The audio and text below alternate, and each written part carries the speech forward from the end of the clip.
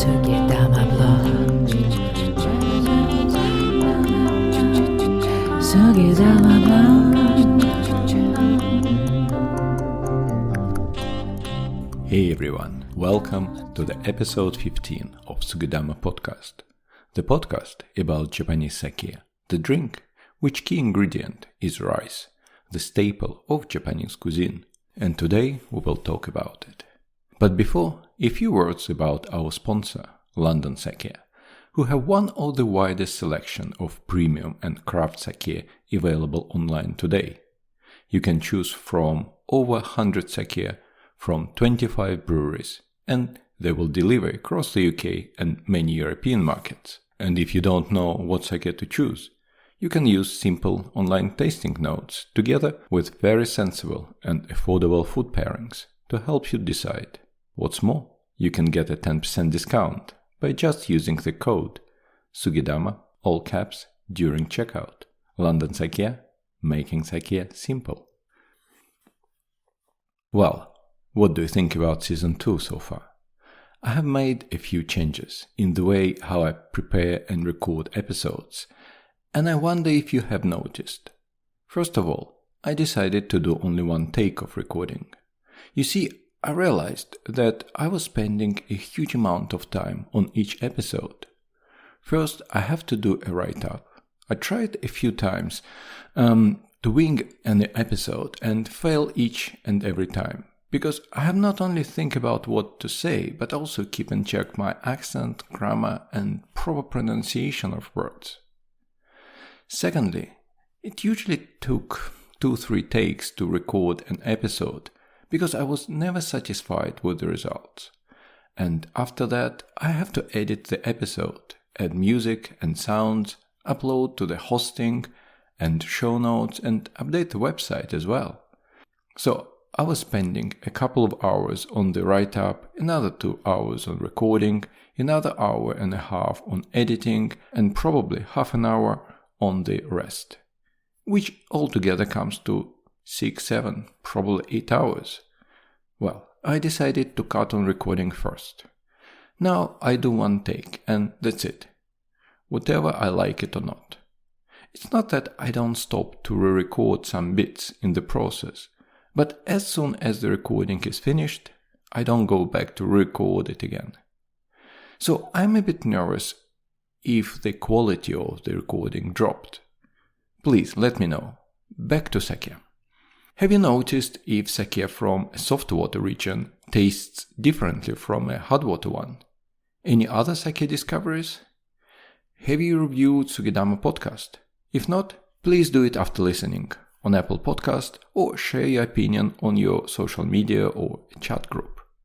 The number of people who listened to the first episode haven't changed much in recent weeks, so I guess I don't have many new listeners. So please, help bring Sugidama podcast to sake lovers and novices around the world.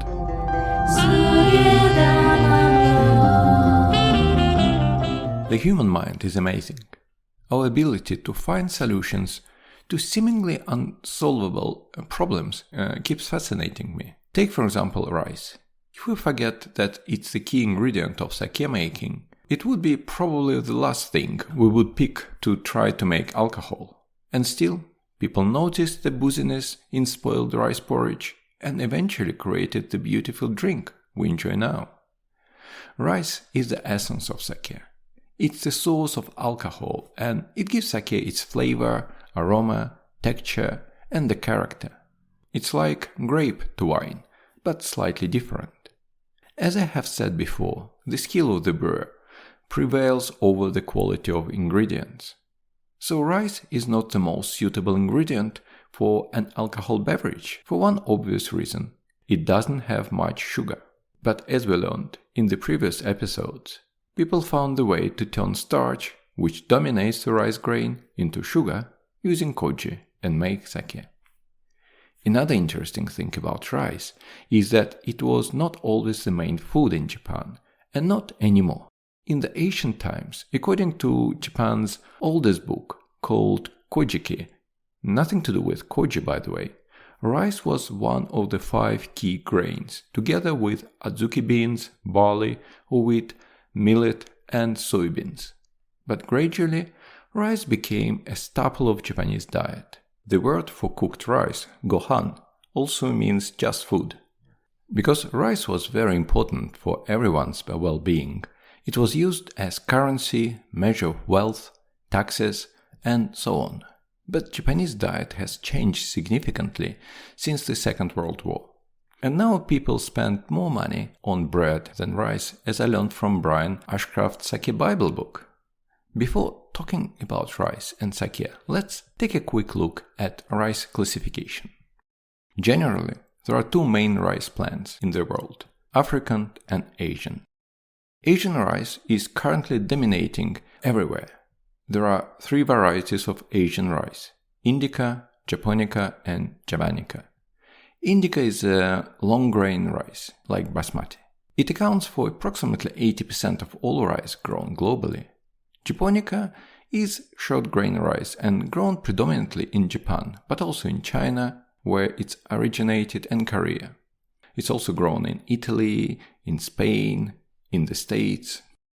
There are 2 types of Japonica rice, uruchimai and mochigome. Mochigome is sticky, glutinous rice used mostly for making mochi, traditional Japanese sweets. Uruchimai is normal table rice in Japan.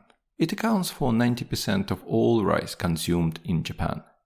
Actually, there is no gluten in rice, so glutinous refers to the stickiness of the rice, not that it has any gluten.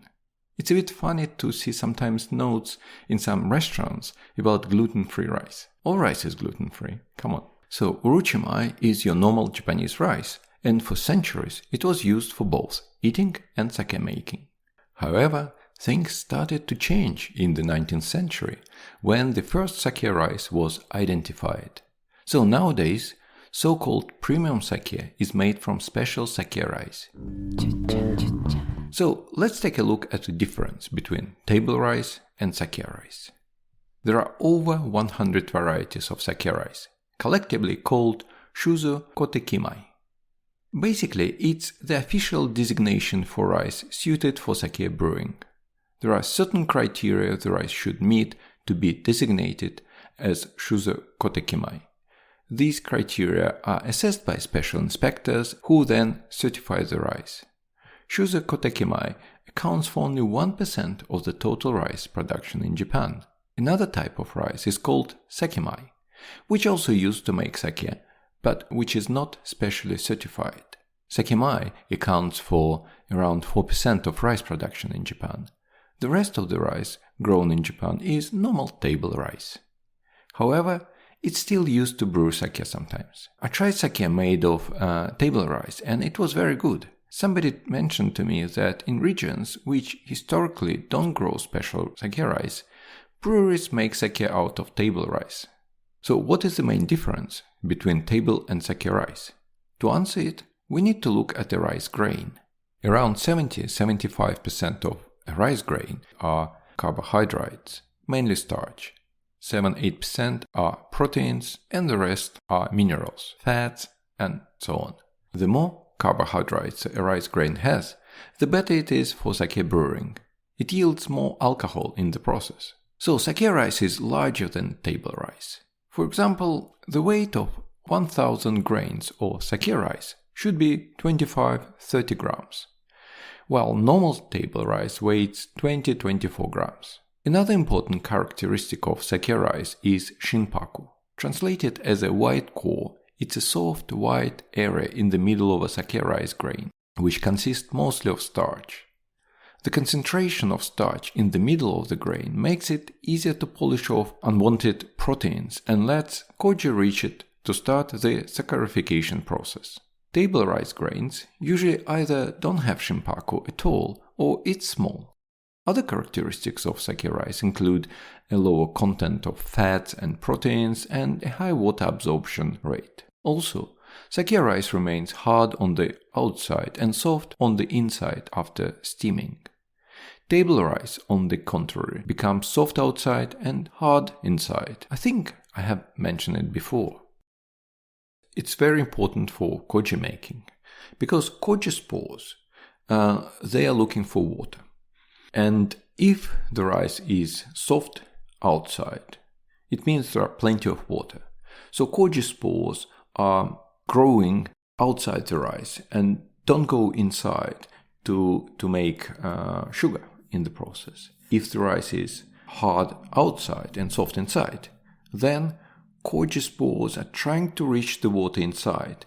They get into the center of the rice grain, and in the process of that, they make sugar. And it's a very important step for sake making. The special sake rice is much more expensive than table rice. The main reason for that is that it's more difficult to grow. Generally, the plant of sake rice is taller, while larger and heavier grains make it top-heavy. As a result, it can be easily blown over by strong winds. There are also special growing conditions which the plant requires to produce quality grains.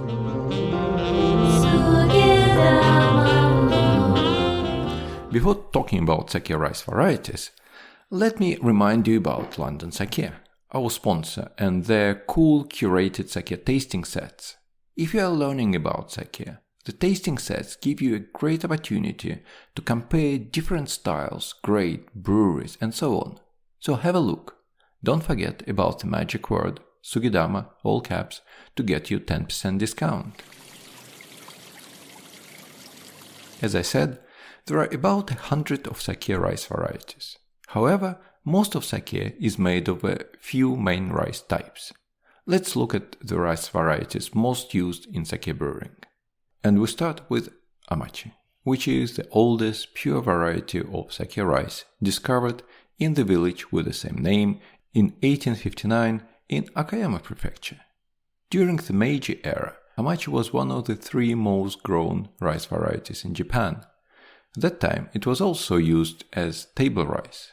However, Omachi's tall stalks and low resistance against diseases and insects made it very difficult to grow. Eventually, farmers stopped to cultivate it, and it went almost extinct after the 1920s. For a long time, it has a nickname, phantom rice, for how rare it became. It was rediscovered in the 1970s. It's still notoriously difficult to work with, so it's not that many breweries use it. If you want to know a bit more technical reasons why it's difficult to brew with, I can recommend excellent Origin Sake blog with a short but very informative article about Omachi rice. I will put a link in the show notes. Omachi is my favorite sake rice. It's quite different from Yamada Nishiki or Gohyakumangoku we're going to talk about in a minute. Omachi rice usually produces well-rounded, full-bodied sake with a deep taste and full of umami. It's normally sweeter than sake made of Yamada Nishiki or Gohyakumangoku rice. I have featured Gozenshu 1859 on this podcast, which is made from Omachi rice, but there are a few other sake available in the UK and US made from it. Just look for them. The next one is Yamada Nishiki, which is probably the most important sake rice at the moment and often called the king of sake rice. A lion's share of Ginjo-style sake is made from Yamada Nishiki, thanks to its large shimpaku and low protein content. This combination yields the famous 1 part apple to 2 parts banana ginjo aroma, together with delicate and elegant taste. Yamada Nishiki accounts for more than 1/3 of sake rice, and it's a massive share given that there are 100 varieties of sake rice in Japan. Also, more than 80% of sake submitted for the Sake National Tasting Competition in 2012 made from Yamada Nishiki rice. Yamada Nishiki was a product of crossbreeding of 2 varieties of Shuze Kotekemai, born in 1923 in Hyogo Prefecture at its Technology Center for Agriculture and Forestry. The newly bred rice demonstrated excellent results in terms of sake brewing and got its now famous name in 1936. Hyogo Prefecture remains the main source of Yamada Nishiki rice, accounting for around 70% of the rice's annual produce.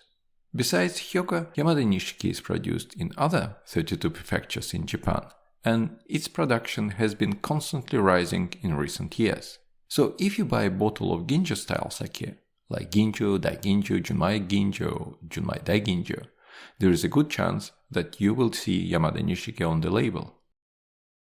The next is Gohyakumangoku, which was created in Niigata Prefecture in the 1930s. Nowadays, it's the number 2 sake rice by production. Its stalks are slightly shorter than Yamada Nishiki or Omachi, making it slightly more resistant to strong winds and bad weather. The rice has the earliest harvest compared to other sake rice varieties in August. The harvest on Yamada Nishiki, for example, is in October, while August is still too hot to start making sake, unless for large sake producers who make sake throughout the year. It takes some time to prepare rice anyway. After milling, it has to cool down for a few weeks, so breweries can start making sake with Gohyakumangoku well ahead of those who use other varieties. It's probably one of the reasons that attracts them to the rice. Gohyakumangoku produces clean style of sake, not too fruity, light and refreshing, perfect for light meals like seafood, steamed chicken or vegetables. A perfect Niigata style of sake, I guess. Oh, the name means 5 million koku. Koku means 180 liters, and it refers to the volume of sake produced from the rice in the first year of cultivation. The last rice we're going to focus on is Miyama Nishiki, a relatively young variety discovered in 1978 through mutation. The rice called Takane Nishiki was exposed to gamma radiation, sounds like sci-fi, which produced rice with large and very white shinpaku. It was pathetically compared to white snow-capped peaks of mountains, thus the name literally meaning beautiful peaks. Miyama Nishiki is early harvest rice. Because of that, it's harder than later harvested varieties, and as a result, the rice breaks less easily, making more delicately flavored sake. Miyama Nishiki is very popular in the northern regions of Japan due to a short summer there.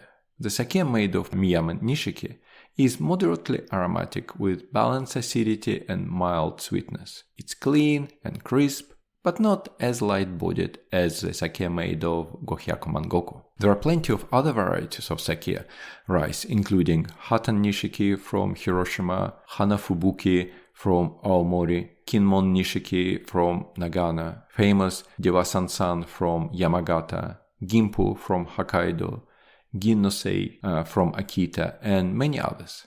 Some breweries use small local rice varieties which do not grow anywhere else. And by the way, according to John Gontner, the word Nishiki in many sake rice names refers to a beautiful look of rice field before harvest.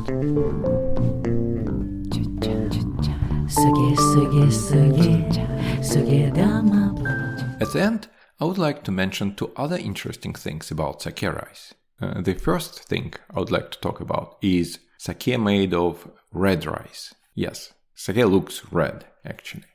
Some wooden tablets excavated from court ruins and historical documents show that cultivation of red rice over Japan during the 7th and 8th century. In Meiji period, in the 19th century, red rice mostly disappeared from Japan, grown only by some shrines as sacred. So Asian sake made from that rice was also red. However, the interest to red rice was revived around 40 years ago due to its nutritional and health properties. Sake breweries also took a notice, and you can now find sake made from red rice as well. I think 1 or 2 are available in the UK. I definitely tried one. Another thing is organic sake. People often ask if there is an organic sake or why it's so rare. The reason is that it's difficult to get organic sake rice in Japan. Rice in Japan is produced by small farms, usually family-owned. Their rice fields are not particularly big, so if you look at a large rice field, it often consists of small paddies belonging to different farmers. In order to grow organic rice, a farmer is required to have organic environment, not only on their own field, but also in the fields that surround them.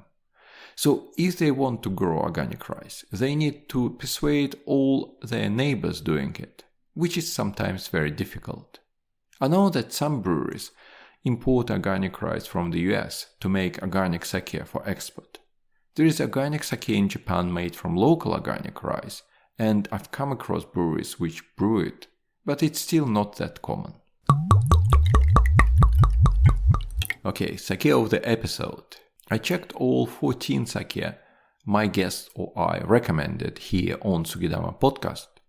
It turned out that 5 were Junmai Daiginjo, the super premium sake, 4 were Ginjo, very premium sake, and only 3 were Junmai and 2 Honjosa, no Futsushu. So I will try to introduce a bit more Junmai and Honjosa, and will definitely talk about Futsushu. I've got a couple of candidates. So today I will feature Junmai sake, Fukuokawachi Evening Sky Karakuchi from Kimura Shuzo in Akita Prefecture. Kimura Shuzo had a fascinating history.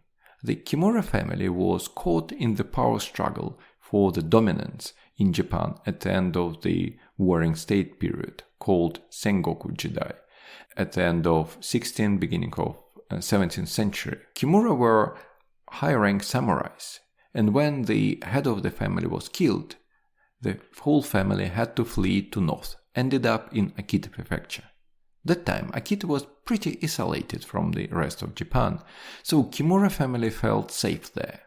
There was not much there apart from pure water, fine rice, and brutally cold winters, which were perfect conditions for a sake brewery, which they founded shortly after arriving there. The long and cold winters allow the brewery to use the slow fermentation under colder temperature, resulting in a mellow, rich, and smooth style of sake. And it worked out very nicely. The brewery got the first prize at the first annual Japan Sake Awards held in 1911. Since then, they have received more than 100 prizes.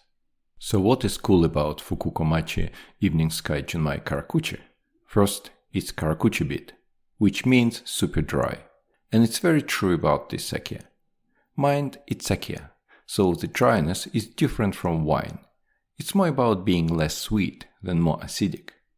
SMV, the notorious sake meter value we talked in the previous episode, shoots to +8, which is quite dry. And the acidity is 1.5, which is again high. The combination puts Fukuokawachi Evening Sky into light and dry category. It's very crisp and punchy sake, probably the closest to wine I've ever had. It's not very complex, but the more you drink it, it grows on you, and you start noticing various notes that escaped you and at the beginning. Minerality, a bit of oat, vanilla. Its aroma is very mild but fresh and clean, with a bit of pumpkin and cucumber. The body is light and the texture is rather silky. And talking about rice, Fukuokawachi Evening Sky is made from Menkoina, a very young rice variety developed by Akita Agricultural Experiment Station in the end of the 1980s and recommended for cultivation in the 1999. So it's very interesting to try a sake made from a very unique rice. I don't see it very often, if at all, on the sake bottles here. In terms of food, it's a very versatile sake. It counterbalances the richness of rich seasonal food, creating an amazing combination with such dishes as grilled chicken, beef stew, a burger, steak or barbecue. I had it with roasted pumpkin, chestnut rice and fish simmered in a rich sauce. Delicious, what can I say? It's imported to the UK by Tengu Sake, so you can find it on their website.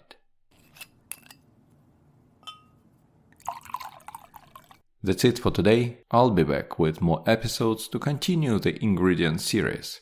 However, it might be a break between, because I haven't listed a few sake experts to talk about koji and yeast. So it might take some time to have them on the podcast, but hopefully not too long.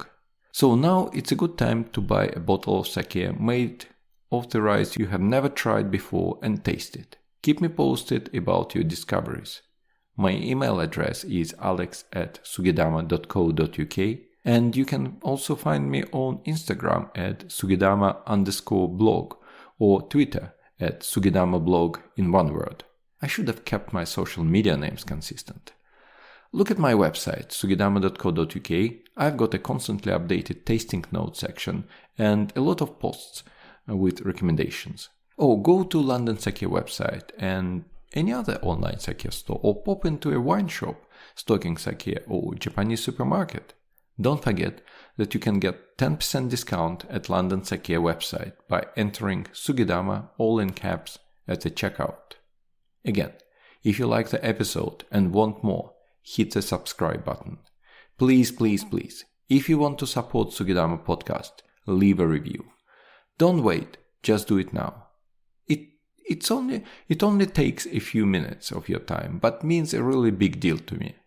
Again, share this podcast with your friends, with anyone who might ask you about sake, on your social media, chat apps, anywhere. Thanks a lot for listening. Kanpai. Sugidama blog. Sugidama blog.